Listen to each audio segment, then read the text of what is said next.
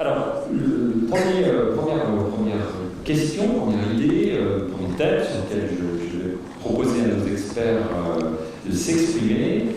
Petit lien avec la plénière de ce matin. Vous avez peut-être comme moi été impressionné par le témoignage en plénière d'un certain nombre d'acteurs. L'un d'entre eux, Gunther Pauli, j'ai noté son nom, j'ai découvert qu'on dire Gunther Pauli ce matin. Rappelez-vous, il nous a parlé d'un choc disruptif avec un changement, une répartition de la valeur dans la chaîne de valeur complètement modifiée avec sa fameuse machine à café, si vous vous rappelez l'image, qui torréfie le café dans votre cuisine et vous permet par l'intermédiaire d'une puce d'être en relation directe avec le producteur de café et sa famille. Un vrai choc disruptif, un changement dans la chaîne de valeur. Alors Jean-Marc, je crois que ce sujet de l'évolution et de la rupture dans la chaîne de valeur liée à l'économie numérique nous touche. Je lisais il y a quelques semaines dans un article que vous exprimez la chose en disant qu'on est passé finalement de l'autostoppeur qui gratuitement au bord de la route tendait son pouce pour faire arrêter les voitures sur la Nationale 7 à Blablacar, prestation payante. Est-ce qu'il y a vraiment une rupture dans cette chaîne de valeur, Jean-Marc ? Oui, merci. D'abord, je sais que cet endroit s'appelait le Fémina à un moment donné parce que moi je suis né à Bordeaux. Et donc je suis venu ici au Fémina. Alors je ne vais pas insister sur le fait que je suis né à Bordeaux, je ne vais pas non plus vous raconter ce qui va vous arriver parce que c'est vous les chefs d'entreprise. Et moi je ne suis pas chef d'entreprise, je vais vous raconter la façon dont je perçois les choses. Dernier élément sur ces prolégomènes un peu bizarres, étant né à Bordeaux, ma grand-mère quand elle allait au marché prenait sa bougette. Elle était une vraie bordelaise. Et c'est quoi la bougette? C'est le porte-monnaie. Et quand Jean Santerre, qui était roi d'Angleterre et duc d'Aquitaine, a été contraint par la noblesse anglaise de présenter la situation de ses finances, il a présenté sa bougette. Parce que Jean Santerre, il était le fils d'Aliénor d'Aquitaine, et il s'exprimait dans un français qui était le français d'Aliénor d'Aquitaine. Donc il gérait sa bougette. Bon, mais sa bougette, prononcée par des chanceliers de l'échiquier anglais, ça devient the budget. Et donc le budget est né ici. Alors on peut espérer que, on a pu constater qu'un des principes auxquels Jean Santerre avait consenti, c'était que ce budget serait toujours équilibré. C'est vrai que le maire ici a essayé d'équilibrer le budget à une certaine époque, et il s'est heurté à des gens qui étaient en situation de monopole. Il s'est heurté à des gens que je vais rejoindre à l'autostop, il s'est heurté à des gens auxquels nous sommes plus ou moins heurtés hier ou avant-hier, des gens qui vivent dans un monde qui est le monde ancien, qui est le monde des années 60, qui est le monde de ce que j'appelle le capitalisme monopoliste d'État. Et pour moi, l'autostoppeur et le passage de l'autostoppeur à Blablacar, c'est le symbole du passage de cette phase du capitalisme monopoliste d'État à ce que le numérique est en train de faire du capitalisme. Grosso modo, les années 60, en deux mots, c'était des grandes entreprises en situation de monopole, qui étaient organisés, coordonnés ou plus ou moins même détenus par l'État, qui redistribuaient les fruits de la croissance vers l'ensemble de la population sous forme de hausses de salaire. Et quand ces hausses de salaire n'étaient pas conformes à la réalité propre des entreprises, les entreprises se rattrapaient en augmentant les prix. Donc vous aviez des monopoles, l'État, et un mode de régulation qui était l'inflation. Ce mode de régulation par l'inflation, d'ailleurs, beaucoup de gens le regrettent. Parce que ce mode de régulation par l'inflation avait un double avantage. Le premier, c'est d'effacer les dettes. Donc ceux qui le regrettent, ce sont ceux qui sont très endettés, c'est-à-dire l'État. Et puis ce mode de régulation par l'inflation avait l'avantage de tous les mensonges agréables. Les gens étaient contents. Moi, là aussi, pour parler de ma vie personnelle, quand j'ai commencé à travailler, j'étais augmenté tous les trimestres. Ça fait 3 ans que je n'ai pas été augmenté. Et pourtant, mon pouvoir d'achat a plus augmenté en 3 ans qu'il n'avait augmenté entre 1979 et 1982, où j'étais augmenté tous les trimestres. Parce qu'on rentre dans une nouvelle société où le mode de régulation n'est plus des monopoles, mais des entreprises en concurrence, n'est plus une régulation par la hausse des prix, mais la répercussion permanente des gains de productivité sous forme de baisse des prix, et la capacité à générer un produit que les autres ne sont pas capables de produire, tous les autres étant ces concurrents qui vous sautent dessus. Alors pour conclure ce premier point, je vais revenir à l'autostop et à l'exemple de la SNCF. La SNCF, elle a été créée il y a 80 ans. très exactement au mois de septembre 1937. Ils ont été assez discrets sur leurs 80 ans, et ils commencent à se montrer un peu discrets. Mais elle a été confortée après à la Libération, et elle a été confortée en tant que monopole, avec une règle simple. Le tarif, c'était tant du kilomètre. Lorsqu'elle a commencé à voir apparaître de la concurrence, elle a refusé la concurrence, c'est-à-dire elle a interdit les autobus sur les routes, et elle a interdit à Air France de faire des liaisons entre des villes de province. Ça a duré jusqu'en 1954, où en 1954, il y avait un personnage qui était Mendès France qui a dit « c'est absurde, il faut quand même mettre un peu de concurrence pour forcer la SNCF à être plus efficace ». Et il a consenti à ce qu'il y ait une compagnie aérienne qui assure des liaisons intérieures. Cette compagnie aérienne, c'était Air Inter. J'espère que certains d'entre vous ont gardé un souvenir ému d'Air Inter. Je ne le mets pas en cause, mais Air Inter, c'était très cher. Ça partait à 4 h du matin et ça rentrait à 11 h du soir. Donc, quand on réfléchissait bien, on se disait, il vaut mieux prendre la SNCF. Et pourquoi c'était comme ça? Parce qu'Air Inter était propriété de la SNCF. Donc, la SNCF contrôlait tout. Et elle répondait simplement aux citoyens en disant, c'est tant du kilomètre. N'importe qui pouvait calculer le prix de son trajet. Et il y avait une résistance au monopole. L'État génère toujours des résistances, surtout quand l'État n'a aucune efficacité. Ça s'appelait l'autostop. La SNCF a été obligée de se soumettre à la concurrence. Donc on a privatisé Air Inter, on a annoncé que la Deutsche Bahn allait pouvoir circuler sur le réseau de la SNCF.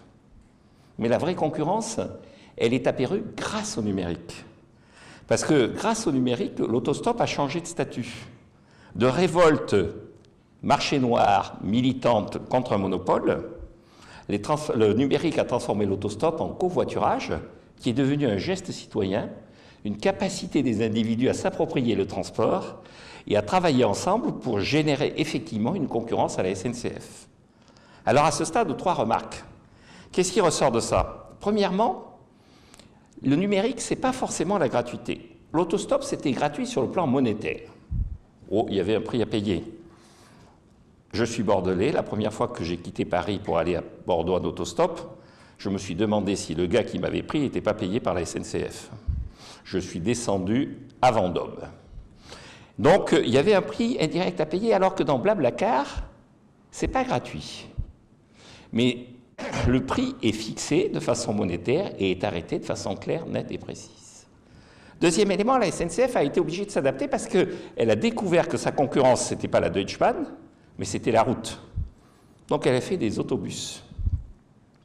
Et troisième élément, le prix global du transport a considérablement baissé, la SNCF ne pouvant justifier un prix très élevé que parce qu'elle apporte quelque chose que ne peut pas apporter Blablacar et que ne peut pas apporter l'autobus, c'est du temps.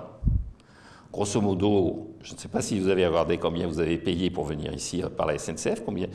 Sur mon billet, moi, c'était 77 €. Le Ouibus de la SNCF, c'est 13 € pour faire Paris-Bordeaux. Donc, qu'apporte la SNCF par rapport à ces 77 €? Elle apporte qu'elle met 2 heures. Enfin, je suis venu ici au mois d'août, elle a mis 3 jours. Mais normalement, elle met 2 heures. Donc, la gratuité n'est pas une évidence. Le prix, néanmoins, qui apparaît, couvre la réalité du service qui est rendu, et ce prix a vocation à baisser. Le prix a vocation à baisser, et l'avis de Nicolas m'intéresse. Et finalement, Nicolas, à votre niveau, comment repositionner l'entreprise dans cette nouvelle chaîne de valeur? On entend bien dans le propos de Jean-Marc que la chaîne de valeur évolue, que les choses évoluent, qu'elles bougent. Quelle est votre vision sur ce repositionnement de la chaîne de valeur dans l'économie numérique? Oui, merci.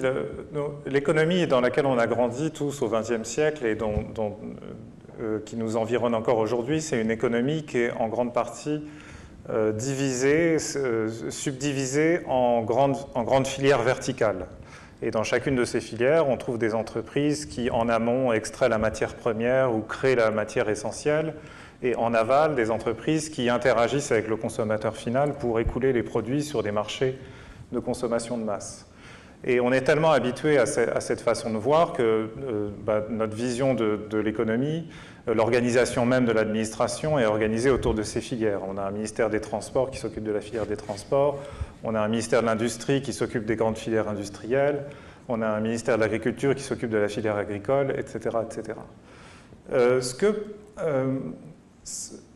à partir des années 90, on a commencé à rentrer dans le vif de ce que j'appelle maintenant la transition numérique, c'est-à-dire le basculement par glissement progressif de l'économie fordiste du XXe siècle, organisée autour de ces filières verticales, vers l'économie numérique, qui est une économie que pendant beaucoup d'années, enfin les années passées, beaucoup de gens se sont dit on a du mal à la comprendre. On voit bien que c'est nouveau, on voit bien que tout va changer, on voit bien qu'il va y avoir des ordinateurs partout, qu'Internet a connecté les ordinateurs les uns avec les autres, créant des phénomènes de rupture exponentielle, mais personne n'était vraiment capable de savoir, de comprendre où est-ce qu'on allait.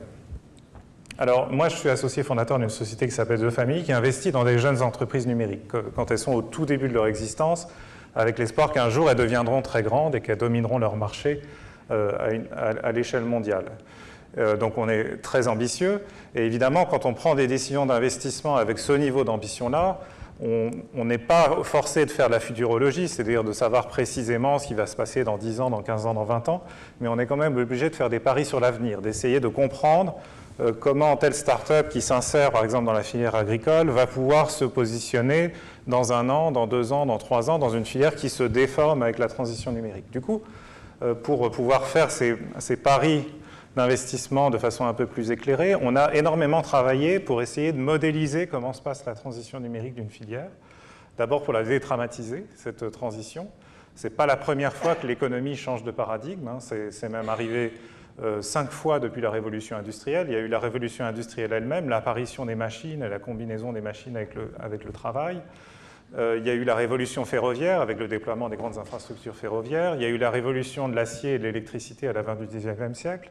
Il y a eu la révolution fordiste des chaînes d'assemblage et de la production de masse et de l'automobile et du pétrole pas cher qui nous a amenés dans l'économie du XXe siècle. Et puis on vit une sorte de 5e révolution technologique.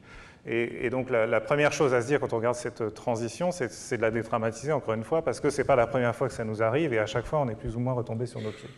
La deuxième chose qu'on a essayé de mettre en évidence, c'est que la transition numérique progresse à un rythme différent suivant les filières. Il y a des filières qui ont basculé très vite dans le nouveau paradigme. La première, la plus évidente, c'était celle de la musique.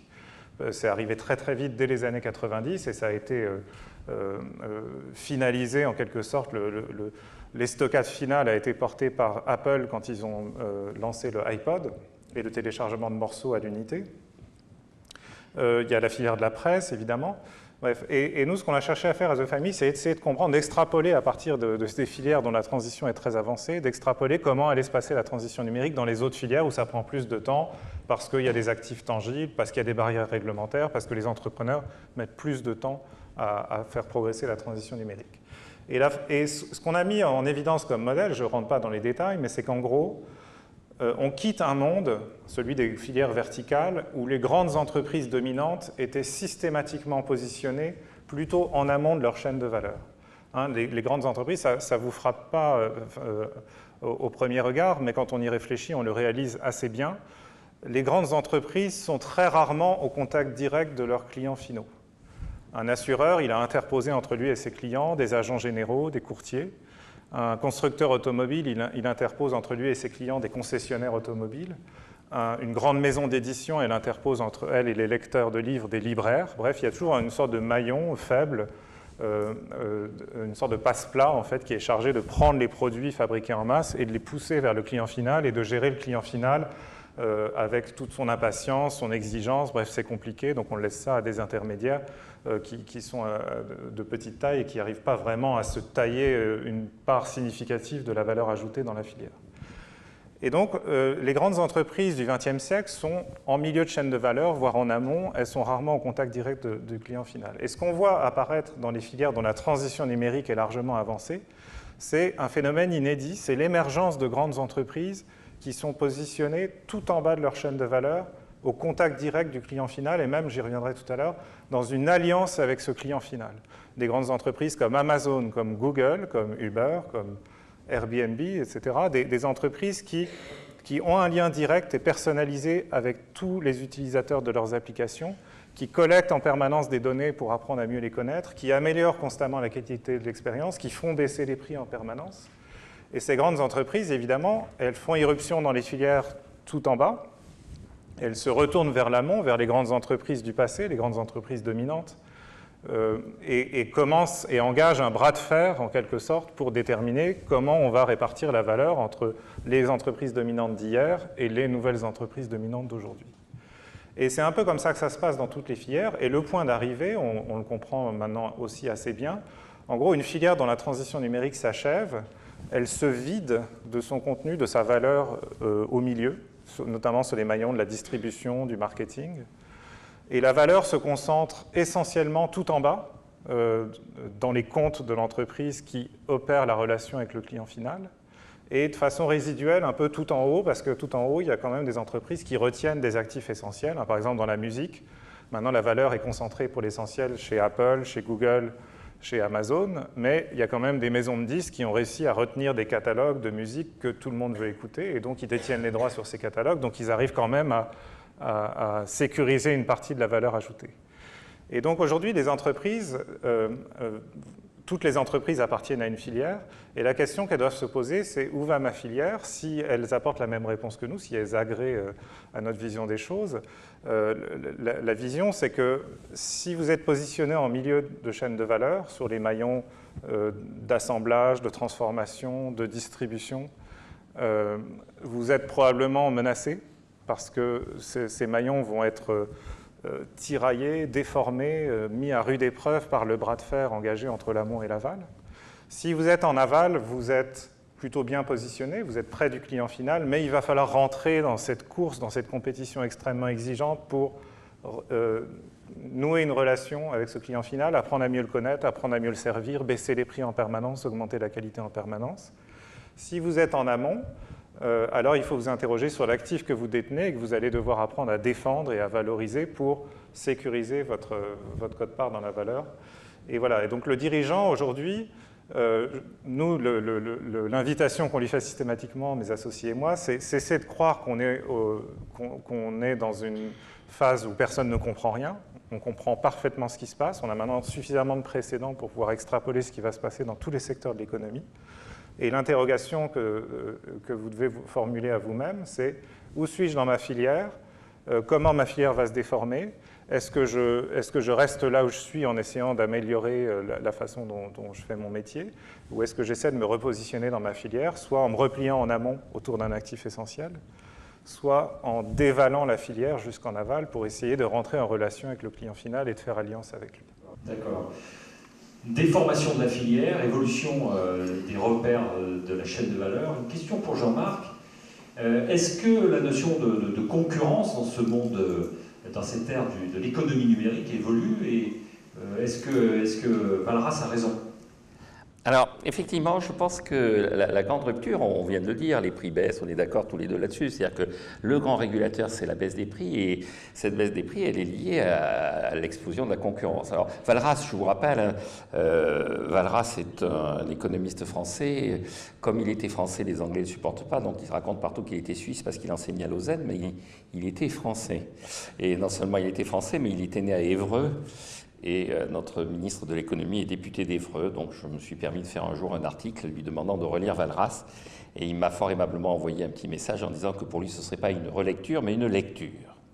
Et donc j'invite à tout le monde effectivement à se plonger vers cette lecture, parce que grosso modo on a vécu, et les grandes entreprises dont on vient de parler, ces grandes entreprises qui effectivement s'éloignaient du consommateur, essayaient de vivre entre elles, leur gros problème, en fait, vous savez, on cite assez souvent Schumpeter, il y a beaucoup de choses chez Schumpeter, mais il décrivait ce monde-là, d'ailleurs dont il a connu l'existence à la fin de sa vie, en disant qu'il y avait des entrepreneurs, et qu'en fait le problème de l'entrepreneur c'était le planificateur.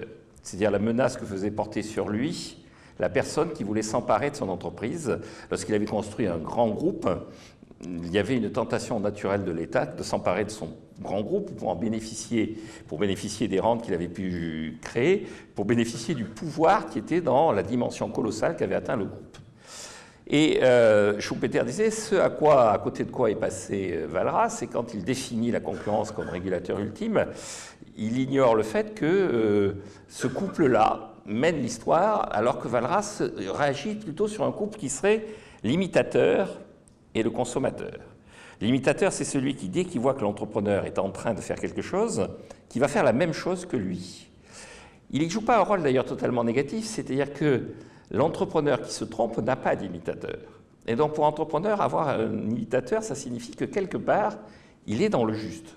Quelque part, si quelqu'un veut faire la même chose que lui, c'est qu'il est sur la bonne voie. Et donc le concurrent n'est pas forcément votre ennemi, il est votre rival, il n'est pas votre ami, mais il peut être quelque part une forme de juge de paix de ce que vous faites. Quant au consommateur, on l'a dit, effectivement, le consommateur, c'est lui qui va en permanence faire pression sur les prix de façon à ce que systématiquement, chaque gain de productivité se répercute sous forme de baisse de prix. Alors, ce qui est intéressant dans la situation, c'est que le monde imitateur-consommateur de Walras est en train de s'imposer d'autant plus facilement que la concurrence qu'avait théorisée Walras reposait sur une capacité qu'avait tout individu, à tout instant, de faire la comparaison systématique des prix pratiqués dans les différents lieux de vente d'un produit qu'il voulait acquérir. Concrètement, d'ailleurs, Schumpeter dit ce qu'il y a d'absurde chez Walras, c'est qu'il imagine que quand on rentre chez un commerçant, on est capable de savoir au même moment quel est le prix pratiqué par le commerçant qui est en concurrence avec celui chez qui on est. Or, dit Walras, on le sait parce qu'on a dans sa tête un commissaire-priseur, un personnage un peu fictif, une sorte de Jiminy Cricket de l'économie qui vous dit « n'achète pas, c'est trop cher ». Et Schumpeter dit c'est absurde parce que comme on n'a pas de don d'ubiquité, on ne sait pas quel est le prix pratiqué par les autres commerçants. Et il est évident que le couple imitateur-consommateur fonctionne parce que le commissaire-priseur existe, non pas comme maître psychanalytique, mais comme maître concret et fidèle. Il est là, le commissaire-priseur walrasien. La capacité que l'on a à définir, à vérifier, à mesurer le prix qui est pratiqué par les autres est immédiate et physiquement réalisable. La conséquence de ça, c'est deux choses. La première, c'est qu'encore une fois, le maître mot maintenant, c'est d'être en capacité de répondre systématiquement aux attentes du consommateur et de ne pas avoir à craindre les réactions possibles et potentielles du planificateur. Alors je vous signale que le planificateur est aidé dans la littérature par le surdiplômé sous-lettré. Le surdiplômé sous-lettré, c'est moi. C'est le professeur d'université chez Schumpeter. C'est-à-dire beaucoup de diplômes et une culture assez faible. Et ce surdiplômé sous-lettré est aigri et donc il va aider le planificateur. Or, celui-là, il a perdu. Et donc, il ne faut plus s'obséder sur le surdiplômé, le sous-lettré, sur le planificateur, sur le manifestant. Il faut s'obséder sur le consommateur, ce qu'attend le consommateur. Et la deuxième chose, c'est que dans ce qui s'est passé dans le numérique, on a longtemps considéré que, effectivement, les gains de productivité allaient se répercuter sous forme de baisse de prix, mais que ces gains de productivité seraient assez faibles. Vous vous souvenez du paradoxe de Solow. Solow, c'est un économiste américain qui, dans les années 80, disait « les ordinateurs, c'est bien joli, on les voit dans les bureaux, mais on ne les voit pas dans les statistiques. C'est des gadgets. » Or maintenant, les ordinateurs sont en train de générer des gains de productivité énormes. Juste un chiffre. L'économie américaine, en 1996, a mobilisé 200 milliards d'heures de travail. 200 milliards. L'année dernière, l'économie américaine, 20 ans après, a mobilisé 200 milliards d'heures de travail. Exactement le même chiffre. Entre-temps, le PIB des États-Unis a augmenté de 60%. C'est-à-dire que l'efficacité de l'heure de travail américaine continue à augmenter à des rythmes qui sont des rythmes extrêmement élevés. Et donc, ces gains de productivité, ils se traduisent systématiquement par des baisses de prix. Ce qui signifie que nous rentrons dans une économie imitateur-consommateur avec des baisses de prix qui seront d'autant plus significatives qu'elles représentent l'évolution d'une productivité qui, contrairement à ce que l'on pense, augmente considérablement dans le monde du numérique. Encore une fois, il y a des gens qui vous disent qu'il n'y a pas de gains de productivité. Il y a énormément de gains de productivité qui se traduisent en fait par des baisses de prix beaucoup plus significatives que ce que les statistiques officielles sont en train d'enregistrer. Alors, des gains de productivité, des baisses de prix, on l'a bien compris. Question à Nicolas, quel impact de ces terres numériques sur le nouveau mode de consommation? Y a-t-il un nouveau mode de consommation aujourd'hui dans ce monde numérique? Oui, alors, donc il y a quelques années, quand j'étais encore à l'Inspection générale des finances, j'ai été le co-auteur d'un rapport commandé par le gouvernement en 2012 sur la fiscalité de l'économie numérique, avec un collègue du Conseil d'État qui est un spécialiste du droit fiscal international.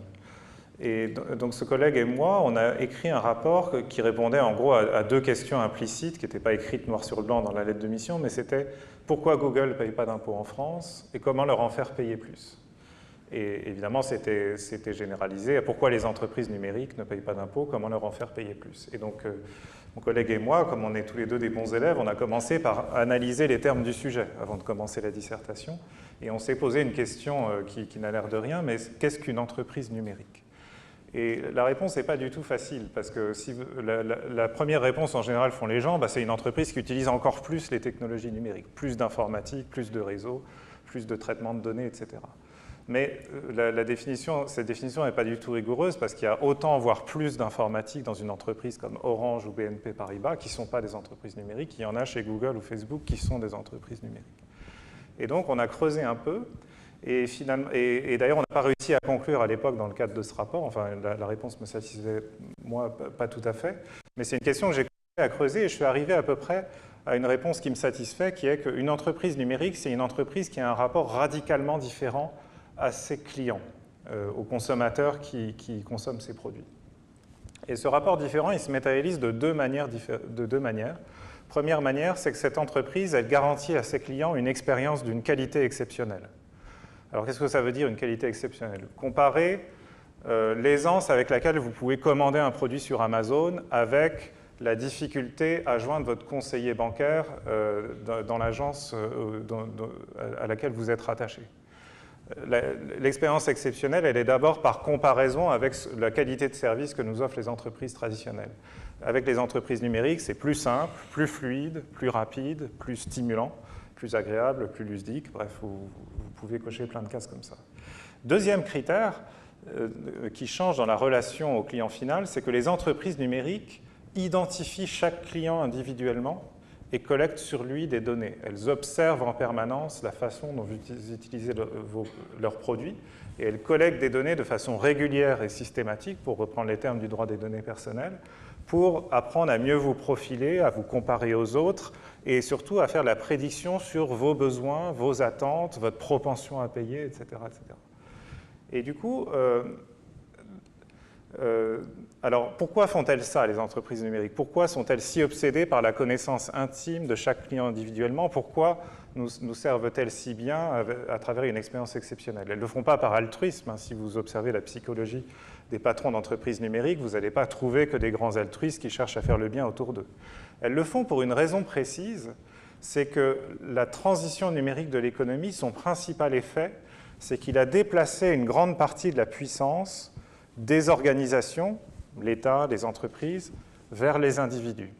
Parce qu'on est tous maintenant équipés de cet instrument que brandissait Jean-Marc à l'instant, parce qu'on est tous connectés les uns aux autres grâce à Internet, grâce aux applications de social networking, parce qu'on a tous accès à une quantité gigantesque d'informations, parce qu'on peut tous se coordonner dans l'utilisation des mêmes applications, nous, individus, et la multitude que nous formons ensemble, connectés en réseau, nous détenons une puissance qui est désormais largement supérieure à celle des grandes entreprises.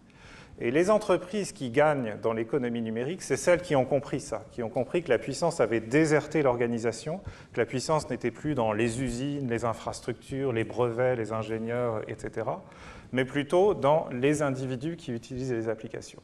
Et du coup, une fois qu'on a compris ça, qu'on est un chef d'entreprise, on dit, puisque la puissance n'est plus à l'intérieur, elle est à l'extérieur, je vais me rapprocher de l'extérieur, je vais me rapprocher de tous ces gens qui détiennent chacun un bout de cette puissance, et je vais faire une alliance avec eux.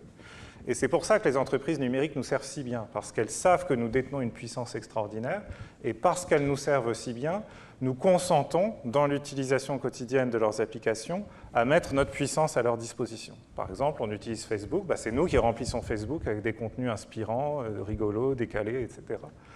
Ou bien, quand on utilise Amazon, c'est nous qui écrivons les avis sur les produits pour aider les autres à mieux prendre des décisions. C'est nous qui entraînons l'algorithme de recommandation qui va permettre de recommander des produits à quelqu'un qu'on ne connaît pas. Bref, nous contribuons tous, dans notre utilisation quotidienne des applications, à améliorer la qualité du service. Et c'est parce que cette contribution est essentielle pour les entreprises numériques qu'elles nous servent si bien. En fait, c'est vraiment un donnant-donnant. Je vous sers bien, en échange, contribuer à améliorer la qualité de mon produit, contribuer à faire baisser les prix de mes produits, ce qui va me permettre d'augmenter mes parts de marché, d'augmenter mes bénéfices, etc. Alors, du coup, comme on s'habitue assez vite à être bien servi, on devient vite irascible, exigeant, on veut toujours moins cher, on veut toujours mieux, on veut toujours plus vite. Et on a déjà suffisamment de recul pour voir que certaines entreprises numériques ont été emportées par le fond, par cette soumission excessive à des clients de plus en plus impatients. Et donc il y a un cas, et je conclue là-dessus, hein, pour comprendre les nouveaux modes de consommation. Le nouveau mode de consommation, si le chef d'entreprise se laisse trop aller à bien vous servir et qu'il ne garde pas le pied sur le frein, le nouveau mode de consommation, c'est que vous allez obtenir sans cesse toujours mieux et moins cher, jusqu'à ce que vous heurtiez à une limite physique, naturelle, réglementaire, etc. Et ça, évidemment, ce n'est pas bon pour l'économie, parce que ça dérègle énormément les rapports de force dans l'économie. C'est pour ça qu'on commence à voir émerger une nouvelle génération de chefs d'entreprise numériques qui raisonnent plus en stratège. Ils revisitent la stratégie d'entreprise selon Michael Porter.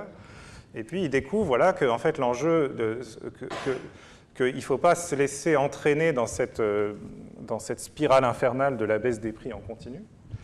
Et que la seule manière de faire ça, c'est de surenchérir sur la qualité de l'expérience. Et donc, pour conclure, je mentionne l'exemple d'Amazon. Amazon, l'idée reçue sur Amazon, c'est qu'Amazon casse les prix sur tous les produits pour évincer ses concurrents des marchés. Ce n'est pas vrai. Amazon n'est pas le e-commerçant le moins cher. Il y a très peu de lignes de produits sur lesquelles Amazon est moins cher que des concurrents plus petits. Mais Amazon réussit quand même à conserver l'avantage sans se laisser entraîner trop loin dans la baisse des prix, parce qu'en ayant créé cette diversité d'offres, ce niveau de personnalisation, ce dévouement sans limite aux consommateurs dans la qualité de service, dans la rapidité de la livraison, dans la réactivité aux demandes particulières, etc., Amazon, en quelque sorte, nous enveloppe, nous cajole et nous détourne le regard de notre obsession sur les prix. Et ça, c'est la stratégie d'entreprise dans l'économie numérique, c'est que vous ne pouvez vous ne pouvez être soutenable en tant qu'entreprise que si vous réussissez à détourner un peu votre client de son obsession pour des prix moins chers en surenchérissant sur la qualité de l'expérience. Et ça, comment c'est possible, surenchérir en permanence sur la qualité de l'expérience pour défendre un certain niveau de prix? C'est grâce aux technologies numériques précisément. C'est parce que vous connaissez bien vos clients individuellement que vous allez pouvoir personnaliser l'expérience, que vous allez pouvoir faire évoluer votre offre en permanence, que vous allez pouvoir enrôler les clients eux-mêmes pour qu'ils contribuent eux aussi à améliorer la qualité de l'expérience, y compris en mettant la main à la pâte, par exemple en prenant eux-mêmes le volant pour conduire les autres clients sur Blablacar. Et là, vous voyez comment, d'une vision très verticale, l'entreprise sert ses clients. Vous êtes emmené assez vite vers ce qu'on appelle les modèles de plateforme, c'est-à-dire c'est les clients qui se servent entre eux et l'entreprise n'est plus que l'orchestrateur de cette dynamique de réseau perpétuelle. Une dynamique de réseau, une entreprise qui n'est plus soumise à son client, si j'écoute bien Nicolas. Dernier thème de cette conférence, je m'adresse à Jean-Marc, et au fond, quel est le rôle de l'État aujourd'hui vis-à-vis de cette économie numérique, responsabilité sociétale, et quel est le rôle de l'État? Est-ce la fin de l'État-providence, Jean-Marc? Alors, on l'a dit quand même, beaucoup d'éléments dans l'économie numérique, c'est la concurrence, et la concurrence, c'est la baisse des prix. L'État, par définition, c'est un monopole. Donc la question que l'on doit se poser, si j'ai fait un lapsus sur l'université, c'est la question que l'on doit se poser, c'est est-ce que tous les enjeux et tous les services que gère l'État ont vocation naturelle à rester des monopoles, puisque en tant que composante de l'État, ils sont de fait des monopoles. Alors le premier élément, c'est que je pense que, de même que la SNCF avait un marché noir qui était l'autostop, je pense que de plus en plus d'activités qui sont entre les mains de l'État à l'heure actuelle, du fait du numérique, sont en train de voir apparaître un marché noir, c'est-à-dire une forme de concurrence que l'État accepte plus ou moins, qu'il essaie d'encadrer, qu'il essaie de réglementer, qu'il essaie éventuellement de détruire, mais qu'il est en l'incapacité fondamentale de réserver sur lui-même le monopole qu'il avait précédemment. Donc l'université est un élément clé pour moi, c'est-à-dire qu'il n'y a aucune raison pour que l'enseignement soit en situation de monopole assuré par l'État. De même, dans les mécanismes de santé, on voit de plus en plus de gens qui critiquent le fonctionnement de la sécurité sociale en disant c'est un monopole qui essaie de préserver son monopole par une dimension un peu sentimentale. C'est le programme du Conseil national de la résistance, c'est la sociale. Bon. Tout ça est fictif, d'autant plus fictif que ceux d'entre vous qui sont de ma génération se souviennent qu'il y a 50 ans, quasiment jour pour jour, puisque les ordonnances de 1967 ont été publiées au mois d'août, la sécurité sociale mythique que l'on nous présente comme étant l'archétype du programme du Conseil national de la résistance a déposé son bilan moral, c'est-à-dire on a réorganisé la sécurité sociale et elle est cessée d'être ce qu'elle avait été quand elle avait été conçue. Et donc, la première question que l'on doit se poser, c'est à partir du moment où un certain nombre d'activités sont des activités qui sont perçues par la population comme étant susceptibles d'être mises en concurrence, à quel moment est-ce que l'État va commencer à se désengager de ces activités?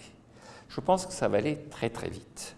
Et donc, le premier composant de la question, c'est est-ce qu'il y a non seulement un État-providence, mais un État sur certaines activités, et cet État sur certaines activités va devenir de plus en plus, je pense, que j'appelle un maître d'ouvrage et de moins en moins un maître d'œuvre. C'est-à-dire la fonction de l'État, ça va être de dire à des opérateurs en concurrence privée, proches du consommateur et prêts à faire baisser les prix, quelles sont les exigences que l'on attend d'eux pour respecter un minimum de qualité, pour être un peu dans la logique d'Amazon, c'est-à-dire de faire en sorte que les gens ont l'impression que certes, ils paient un peu plus cher, mais il y a un effet qualité, et cet effet qualité, il est garanti par le cahier des charges auquel ils ont souscrit. Le deuxième élément sur l'État-providence, c'est le fait qu'il y a une chose qui ne peut pas avoir son prix baissé, ne peut pas avoir son prix continuellement baissé, c'est le temps. Alors on essaie artificiellement de faire baisser le prix du temps c'est le taux d'intérêt, et donc on essaie de faire baisser les taux d'intérêt le plus durablement et le plus significativement possible. Soit on le fait par l'intermédiaire de la Banque centrale, et on fait baisser les taux d'intérêt, soit on attend, on espère un retour de l'inflation. Je pense que l'un et l'autre sont vains. La Banque centrale ne peut pas maintenir des taux d'intérêt négatifs parce qu'au bout d'un moment, eh bien, elle est contournée, comme tous les monopoles, si elle n'agit pas dans le sens de ce qu'attend l'utilisateur de la monnaie. Quant à l'inflation, elle ne reviendra pas. Je vous signale que 2 pays cet été ont emprunté à 100 ans. La Belgique a emprunté à 100 ans et l'Autriche a emprunté à 100 ans. L'Autriche a emprunté avant-hier à 100 ans à 2,1%. C'est-à-dire que les gens pensent qu'avec un taux d'intérêt de 2,1% sur 100 ans, les marchés, comme l'on dit, on est rémunéré, on ne perd pas d'argent. S'ils anticipaient qu'il va y avoir 5%, 6%, 10% d'inflation, ils n'auraient pas mis 2,1% sur l'Autriche. Quant à ceux qui ont prêté à la Belgique, quand on leur a demandé « mais ça ne vous inquiète pas de prévoir l'absence d'inflation à 100 ans », ils ont répondu « ah non, non, la seule chose qui probablement a quelque chose d'inquiétant dans le cas de la Belgique, c'est qu'il n'y aura plus de Belgique. Donc il n'y aura pas d'inflation, mais il n'y aura plus de Belgique, donc on ne sait pas dans 100 ans qui nous remboursera. Mais en revanche, on est sûr qu'il n'y aura pas d'inflation et que le prêt que nous avons consenti à la Belgique ne sera pas détruit par l'inflation. Et donc pour l'État, vous avez un véritable enjeu. D'ailleurs, comme tous les gens qui vivent d'emprunt, pour les entreprises qui se lancent dans une aventure d'investissement, le taux d'intérêt, contrairement à ce qu'on pense, va être relativement élevé dans la mesure où il ne sera pas effacé par l'inflation. Et donc vous avez un enjeu qui est de le rapport à... Le troisième élément, c'est que dans la gestion de l'État-providence, cet État-ci a été conçu sur le salariat. Et donc la question qui se pose, c'est est-ce que le salariat continuera à être le mode d'organisation dans la société numérique de demain? Donc là, je renvoie à une citation. Certains d'entre vous ont peut-être assisté à ce discours, qui était le discours qu'avait fait Emmanuel Macron quand il était ministre de l'économie à l'université d'été du MEDEF en 2015. Et donc en 2015, il passe un an après Manuel Valls. Donc le discours est structuré sur celui de Manuel Valls de façon à dire systématiquement le contraire de ce qu'avait dit Manuel Valls. Donc Manuel Valls avait dit « My government is pro-business » peu de temps avant, « J'aime l'entreprise ». Et donc Macron dit « C'est pas un enjeu ». L'entreprise, c'est un mot qui désigne forcément un mode d'organisation qui correspond à un certain type de production, notamment à la production des Trente Glorieuses. Et il dit, la vraie question que l'on doit se poser, c'est est-ce que ce mode d'organisation hiérarchique, vertical, dont on a parlé, où il y a des employeurs et des employés, toujours d'actualité, et il dit Emmanuel Macron, je pense que la génération qui rentre sur le marché du travail aura plus de clients que d'employeurs. On rentre dans une société client-fournisseur qui va quitter le monde employeur-employé. Donc ça ne peut plus être la relation salariale employeur-employé qui sert au financement de la sécurité sociale.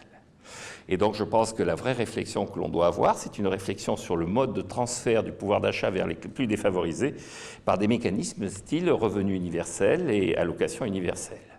Alors quand je dis ça, on dit « Ah bon, vous êtes pour Benoît Hamon ?» ne faut pas exagérer. Hein. Pour terminer sur les connotations personnelles, mon cousin a une consultation psychiatrique à 100 mètres de là. Si jamais j'étais pour Benoît Hamon, je serais directement parti le voir. Bien. Une relation client-fournisseur, une évolution du mode de salariat.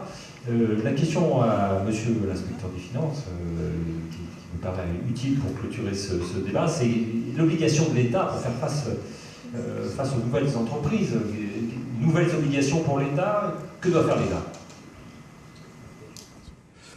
Oui, l'État, on est en pleine interrogation sur est-ce que l'État doit jouer le même rôle qu'il a joué au XXe siècle dans la stabilisation de l'économie et dans la mise en place des institutions qui ont permis de trouver un certain régime de croisière.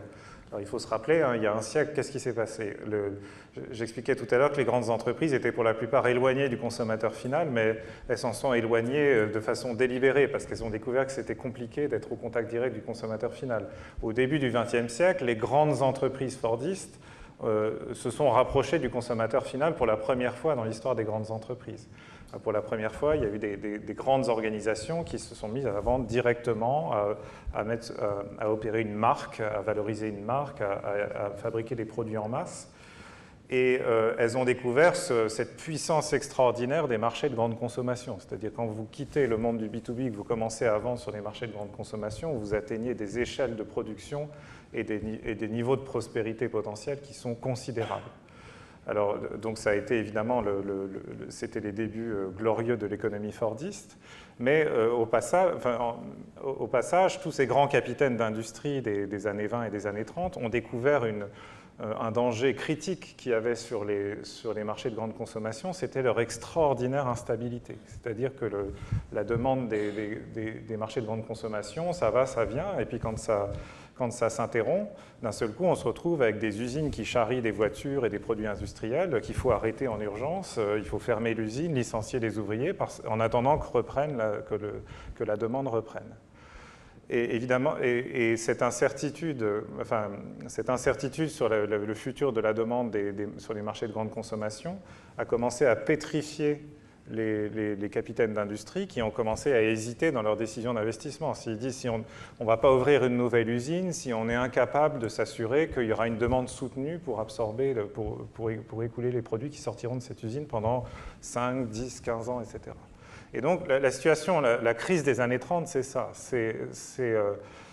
C'est une demande en berne qui gèle les décisions d'investissement des grandes entreprises et tout le monde est bloqué au plancher et l'économie n'arrive pas à redémarrer. Arrive Keynes qui explique, qui dit, bon bah, puisque tout le monde est cornérisé, il n'y a qu'une seule entité qui peut sortir tout le monde de cette situation terrible, c'est l'État, parce que l'État il a une puissance financière qui va lui permettre de réinjecter suffisamment de liquidités dans la machine pour faire redémarrer la demande et pour sécuriser les chefs d'entreprise dans leurs décisions d'investissement. Et du coup, alors bien sûr, on est passé par la Grande Dépression, par la Deuxième Guerre mondiale, mais grosso modo, cette nouvelle vision des choses s'est installée et l'État s'est installé au centre de l'économie comme l'acteur qui pouvait faire redémarrer l'économie quand on se retrouvait dans ce genre de situation, et puis surtout l'acteur qui allait mettre en place les institutions pour que ça ne se reproduise plus jamais. Et donc qu'est-ce qu'on a mis en place?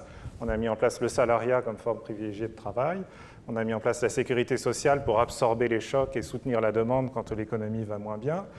On a mis en place la négociation collective pour que les syndicats défendent le bout de gras des salariés et contribuent ainsi à solvabiliser la demande. Bref, et tout ça a parfaitement bien marché pendant une trentaine d'années qu'on a appelé les 30 Glorieuses. Aujourd'hui, on a un peu l'impression, à juste titre à mon avis, de revivre l'équivalent des années 20 et des années 30, mais dans l'économie numérique. C'est-à-dire il y a des nouvelles grandes entreprises qui installent un nouveau mode de production, une nouvelle relation avec les marchés de grande consommation, et puis une instabilité, enfin on est dans un équilibre qui est insatisfaisant pour tout le monde. C'est-à-dire les inégalités explosent, l'insécurité économique grandit, les troubles politiques se multiplient partout. Il y a énormément de points communs dans cette crise infantile de l'économie numérique ressemble trait pour trait à la crise infantile de l'économie fordiste il y a à peu près un siècle. Et du coup, les gens disent, bon, bah, comme la dernière fois, c'est à l'État de rentrer en scène, de corriger ce déséquilibre pervers, et puis de mettre en place des institutions qui vont permettre peut-être un jour de vivre les 30 glorieuses de l'économie numérique. Alors, moi j'utilise cet argument moi-même pour répondre aux gens qui pointent le doigt vers les entreprises numériques. Vous entendez ça beaucoup dans les médias, vous lisez ça dans la presse. Google appauvrit les journalistes, il faut que Google paye la presse pour redresser ce secteur. Ou bien Uber précarise la main-d'œuvre, il faut absolument qu'Uber paye mieux ses chauffeurs. Et là, les gens se trompent radicalement de perspective. C'est comme on ne peut pas demander à ces entreprises, tout en explorant des nouveaux modes de production et mettant à jour des nouveaux modèles d'affaires, de corriger elles-mêmes les problèmes qu'elles créent en marchant. C'est précisément l'État qui, il y a un siècle, est venu pour créer les problèmes qui étaient créés par ces nouvelles entreprises, les entreprises fordistes. Alors après, l'autre question, donc du coup, cet argument est très utile pour enlever un peu de pression dans le monde des entrepreneurs. C'est-à-dire les entrepreneurs apportent des nouvelles solutions, mais ils créent aussi des nouveaux problèmes. Et ce n'est pas forcément à eux de régler ces nouveaux problèmes. Ces nouveaux problèmes, on doit les régler tous ensemble, collectivement, en mettant en place des nouvelles institutions. Après, l'autre question, c'est est-ce que c'est l'État qui doit faire ça? L'État, il a fait ça la dernière fois parce qu'il était le seul à pouvoir frapper fort et faire redémarrer la machine. Mais on était encore dans une économie où les entreprises étaient des entreprises nationales. Ces grandes entreprises industrielles du début du XXe siècle, elles étaient toutes organisées sur des marchés nationaux. Et donc, quand elles n'ont pas réussi seules à sortir l'économie de l'ornière, elles se sont tournées vers plus grand qu'elles, c'est-à-dire l'État, pour leur dire « aidez-nous à sortir de là et à relancer la machine ». Aujourd'hui, les grandes entreprises numériques, elles sont déjà bien plus grandes que les États à bien des égards. Elles n'ont pas évidemment le bilan, la force de frappe et le pouvoir de lever l'impôt, mais leur échelle d'opération, la relation très forte qu'elles entretiennent avec des communautés qui se comptent en milliards d'utilisateurs parfois, leurs énormes réserves de trésorerie, l'influence de leurs dirigeants, etc., font qu'elles ont à bien des égards dépassé l'État en puissance, en visibilité, en capacité de faire. Et donc, il y a tout un courant de pensée dans le monde des entrepreneurs. Les entrepreneurs se disent, en fait, l'État est dépassé dans ce monde-là. On est passé à une échelle où l'État n'a plus vraiment la main, n'a plus la capacité de résoudre les problèmes. Ces problèmes se posent à une trop grande échelle. Et donc, ces problèmes, ils seront réglés à la même échelle, c'est-à-dire à une échelle supranationale. Et du coup, par qui? Alors, soit par des organisations internationales, mais quand on les regarde fonctionner, on n'est pas très convaincu par leur réactivité et leur agilité et leur capacité à résoudre les crises. Soit elles seront créées par peut-être par ces entreprises elles-mêmes, en fait, qui, d'une certaine manière, finiront par se dire, bon, si on veut avoir une chance de survivre, de ne pas écraser tout le monde, de ne pas faire exploser les inégalités, de ne pas provoquer l'élection de Donald Trump dans tous les pays du monde, il faut qu'on corrige nous-mêmes les déséquilibres qu'on crée. Et donc, on va mettre la puissance de notre technologie, de nos réseaux, de nos communautés d'utilisateurs pour corriger ces excès. Et voilà, mais c'est une vision encore très abstraite des choses qui est difficile à expliciter encore. On est un peu tôt dans le processus. Très bien. Évolution du processus, gros changement de paradigme et de repères, transition.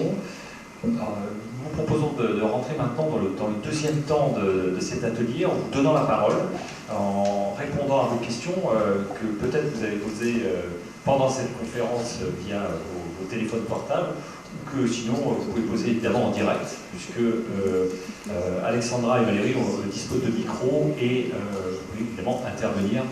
Et toutes vos questions sont la bienvenue. Est-ce qu'il y a des questions? Alors, je prends des questions qui sont sur Bicast, et notamment une qui porte sur le numérique et même l'après-numérique, puisque la question est quelle forme prendra l'économie après cette période du numérique. Donc là, un saut encore dans le futur. Bon, Jean-Marc fait une moue dubitative. Oui, non, je peux répondre en 3 phrases. Premièrement, je pourrais faire effectivement une vision de prospective. C'est ce que disait Gaston Berger, qui a inventé le mot prospective. Il disait le rôle des prospectivistes, c'est de décrire le monde tel qu'il ne sera jamais. Donc, je peux vous décrire le monde qui ne sera pas. Ce que je crois simplement dans l'héritage de ce qui se passe en ce moment. Donc, la première chose, et pour rebondir sur ce que vient de dire Nicolas, quand même, il y avait une grande différence entre la grande entreprise des années 30 et l'entreprise du numérique, c'est que l'entreprise des années 30... avant d'arriver dans le cas de crise, elle avait une capacité de stockage. quand vous êtes une entreprise automobile, si vous produisez trop, vous stockez en attendant que le cycle se retourne. Et c'est effectivement dans des cas extrêmes comme les années 30 que vous n'arrivez plus à gérer par les stocks. La gestion par les stocks va disparaître. Des heures de consultants, vous ne pouvez pas générer des heures de consultants, stocker des heures de consultants. Et donc le stock, en tant que régulateur, sera une des grandes disparitions de l'entreprise de la vie numérique. Le deuxième élément, à mon avis, qui me paraît important, c'est que, effectivement, on annonce la fin du travail régulièrement, c'est-à-dire que le numérique va conduire à la fin du travail. Là aussi, je pense que dans toutes les évolutions technologiques, ce qu'on a rendu à l'homme, c'est effectivement davantage de temps, parce qu'on travaille moins et on a du temps pour faire autre chose, donc on aura davantage de temps et davantage de connaissances, et là on commence à atteindre les limites de l'exercice, c'est-à-dire qu'on s'aperçoit que le passage du XVIIIe siècle, de l'analphabétisme au XXe siècle, avait été traduit par un progrès colossal. Tout le monde savait lire au XXe siècle, alors que personne ne savait lire au XVIIIe siècle. Maintenant, on arrive peut-être à un système de rendement décroissant où la capacité cognitive de l'humanité atteint ses limites et où ce progrès par l'acquisition de connaissances ne sera pas le fruit, la conséquence physique du numérique.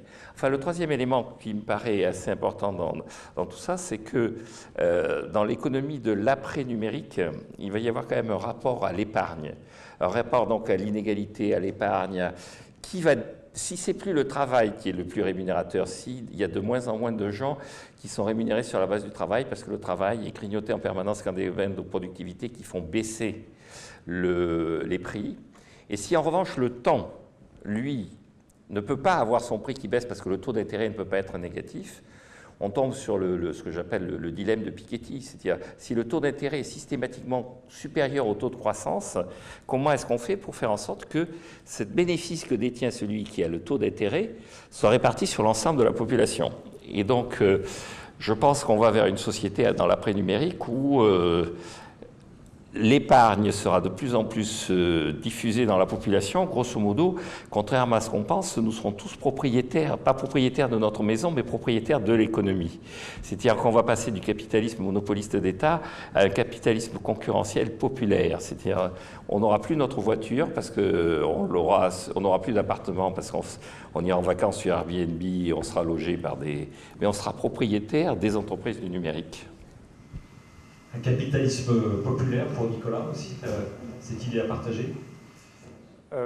Oui, enfin, je voulais surtout répondre à la question initiale, c'était qu'est-ce qu'il y aura après l'économie numérique, pour dire que moi, en général, je refuse de répondre à ces questions et je suis globalement pas très intéressé par la futurologie. On est beaucoup pris à partie, nous, dans le numérique, par les gens qui nous disent « mais le numérique, c'est déjà dépassé, il y a la génétique, il y a les nanotechnologies, etc. » Nous, on est toujours ramené à la réalité d'aujourd'hui par notre métier d'investisseur. C'est qu'on investit dans des entreprises qui essaient de tirer le maximum des technologies telles qu'elles existent aujourd'hui. Et en général, les freins ne sont pas technologiques, c'est-à-dire le sujet n'est pas de financer de la R&D pour faire progresser la technologie. Les freins sont institutionnels. C'est comment on peut abaisser les barrières réglementaires et institutionnelles pour tirer le meilleur parti de la technologie disponible.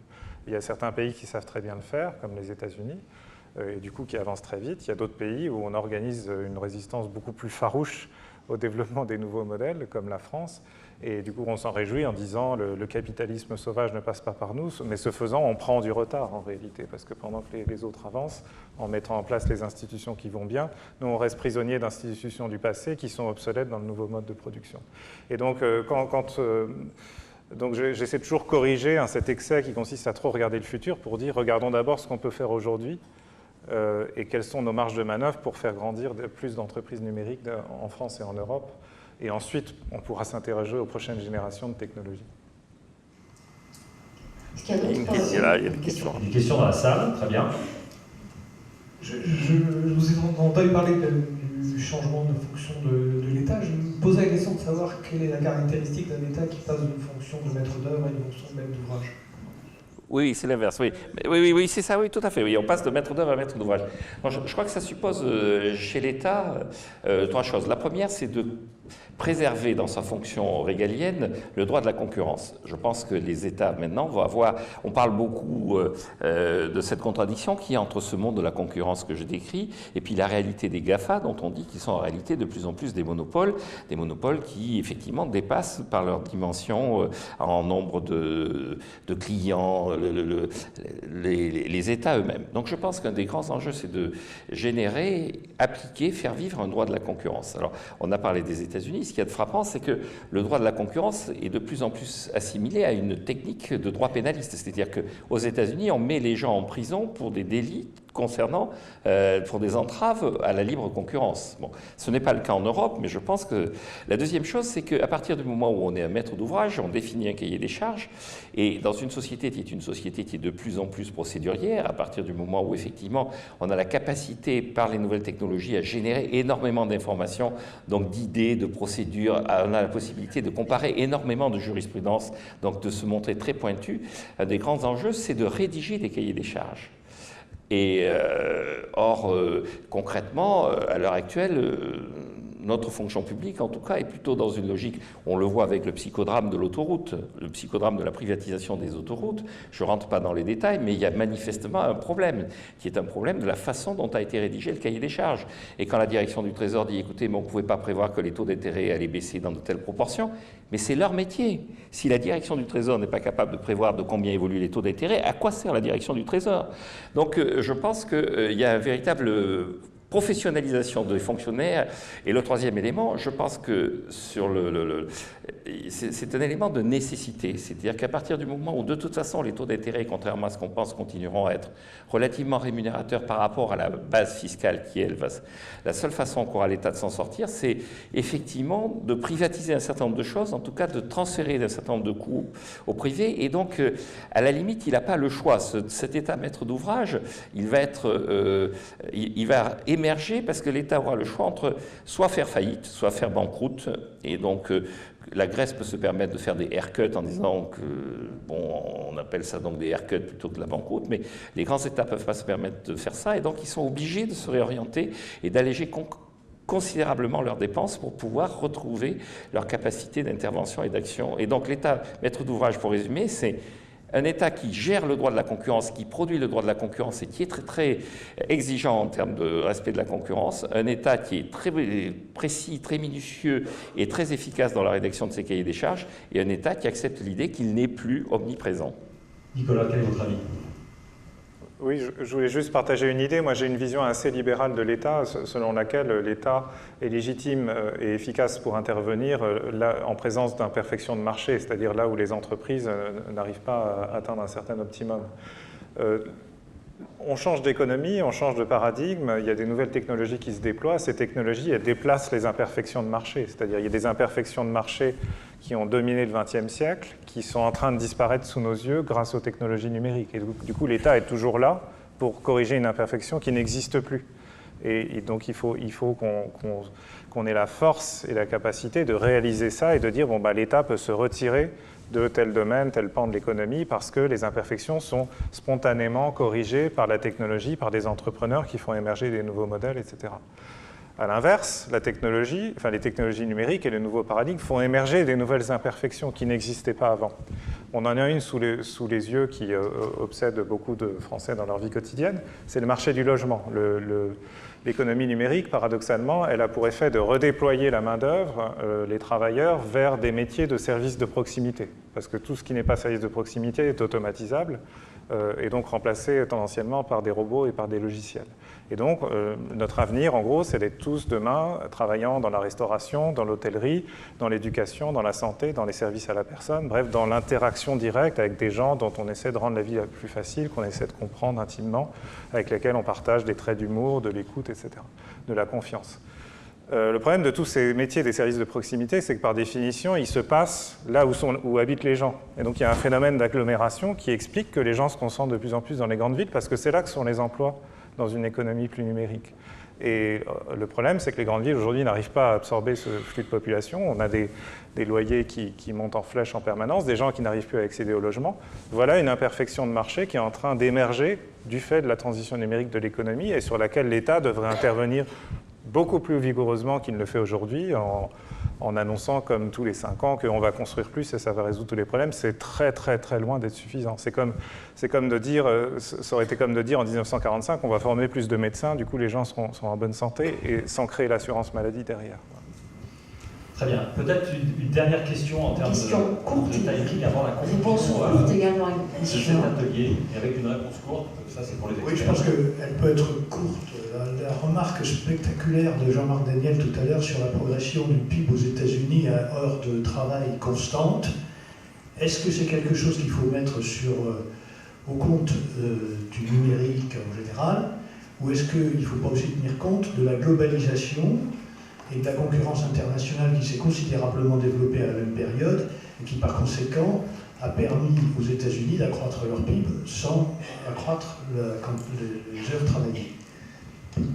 Alors, dans l'évolution de l'économie américaine, je crois qu'il y a là aussi, il y a 3 éléments qui ont joué dans l'évolution de l'économie américaine. Le premier élément, effectivement, c'est le fait que l'économie américaine, depuis quelque temps, et sur les 10 dernières années, est devenue exportateur d'énergie alors qu'elle avait été importateur d'énergie. Et donc, quand on regarde la croissance américaine sur les 10 dernières années, vous avez les États qui se sont le plus développés, c'est le Texas, le Massachusetts, la Californie et les 2 Dakota. Le Texas et les 2 Dakota, c'est pas le numérique. La Californie elle-même, quand vous regardez l'évolution de la Californie, je vous signale, c'est 40 millions d'habitants, le PIB de la France. Nous sommes 65 millions. Bon. Alors la Californie, c'est aussi le fait que le prix du jus d'orange a été multiplié par 2. Hein. J'espère que vous avez bien pris votre petit déjeuner ce matin, parce que vu l'évolution du prix du beurre, du thé et du jus d'orange, bientôt vous allez avoir du mal à prendre un petit déjeuner. Mais donc la Californie, c'est un prix du jus d'orange qui a été multiplié par 2 avec le numérique, en ce sens que vous avez de moins en moins d'ouvriers agricoles et de plus en plus de machines et de programmes qui vérifient l'évolution des vergers. C'est-à-dire maintenant, c'est le numérique qui détermine à quel moment on va récolter les oranges pour pouvoir avoir le plus de jus d'orange possible. Donc, premier élément, pour revenir sur les États-Unis, c'est aussi un pays qui est un pays exportateur de matières premières et un pays qui a bénéficié de sa rente pétrolière. Le deuxième élément, c'est qu'effectivement, c'est un pays qui a fait une mue sur le plan industriel, et c'est là tout le débat, c'est est-ce que cette mue sur le plan industriel lui a permis de faire émerger véritablement les gains de productivité que je venais de décrire. Grosso modo, vous avez quand même tout un tas d'industries qui sont totalement numérisées maintenant, et ça c'est le numérique, et vous avez des industries qui sont, grâce au numérique, qui sont relocalisées, c'est-à-dire que depuis 4 ans, l'économie américaine recrée des emplois dans le textile. Pourquoi? Parce qu'une industrie textile, c'est 10 ouvriers américains et des machines, ou 100 ouvriers chinois. Et donc, 100 ouvriers chinois, maintenant, ça coûte plus que 10 ouvriers américains et des machines. Mais c'est jamais 100 ouvriers américains. Ce n'est plus 100 ouvriers américains. Et donc, vous avez une conséquence de l'évolution du numérique qui est une forme de relocalisation de l'industrie qui est liée au fait que ça augmente considérablement la productivité des quelques personnes qui restent. Enfin, le dernier élément sur l'économie américaine, c'est que effectivement, je pense enfin, que c'est un des enjeux dans tous les débats qu'il y a sur l'évolution de la croissance, c'est est-ce qu'on mesure bien la croissance? Quand je vous dis qu'il y a eu 60% d'augmentation du PIB, c'est sur la base d'une évolution des prix. Quand vous augmentez le PIB, vous avez l'augmentation de la quantité produite, de la vraie richesse, et puis la déformation des prix. Si vous suivez un peu l'actualité, c'est le grand débat en ce moment parmi les économistes, est-ce que nous mesurons bien l'évolution des prix? Par exemple, Philippe Aghion, qui est le professeur au Collège de France, a sorti une série d'articles, alors de façon en vulgarisation, mais il a sorti un travail dans l'American Economic Review qui est très très documenté, où il explique bien que la croissance est encore plus forte au niveau mondial, parce que les baisses de prix sont encore plus significatives. Et là, je vous rejoins, dans les baisses de prix, il y a 2 composantes. Il y a la composante numérique, gain de productivité, davantage de concurrence. Mais davantage de concurrence, ce n'est pas uniquement les machines qui créent davantage de concurrence, c'est aussi, encore une fois, l'ouvrier chinois. C'est-à-dire que l'ouvrier chinois, en existant, il a incité les Américains à mettre du numérique pour pouvoir retrouver des ouvriers américains. Très bien. Merci beaucoup Jean-Marc, merci à Nicolas. On arrive vers la phase de conclusion. Plus de 150 dirigeants APN dans cette salle, et peut-être en guise de conclusion, messieurs les experts, une question. Quelle piste d'engagement, s'il en existe une, quel conseil, quelle piste d'engagement vous pourriez donner à un dirigeant APN dans cette salle pour bénéficier de ces opportunités numériques dans les années à venir? Moi, je vais dire deux mots, puisque j'ai déjà beaucoup parlé. Soyez des imitateurs et pensez que le consommateur, ce n'est pas votre ennemi, c'est votre objectif. Le but, ce n'est pas l'emploi, le but, ce n'est pas de produire, le but, c'est de vendre. Oui, je conclurai dans le même sens. Le numérique, parce qu'il a déplacé la puissance des organisations vers les consommateurs, fait des consommateurs la partie prenante la plus puissante dans l'économie d'aujourd'hui. Alors ça nous oblige à renverser un certain nombre de modèles de politique publique, parce que beaucoup de politiques publiques ont été faites pour protéger le consommateur qui était réputé faible face aux organisations. Quand il devient plus fort, tout d'un coup, toutes ces dispositions qu'on a mises en place sont un peu obsolètes, parce que ça renforce ce déséquilibre dans le rapport de force entre l'entreprise et le consommateur. Alors, mais indépendamment des politiques publiques, en tant que dirigeant d'entreprise, ce qui est très important, je pense, c'est de prendre conscience de ça, que le consommateur est devenu la partie prenante la plus puissante. Et soit vous êtes en contact direct avec lui, et vous êtes pris peut-être malgré vous dans la course et dans cette compétition très dure pour intensifier votre relation avec le consommateur, apprendre à mieux le comprendre, collecter systématiquement des données sur lui, etc.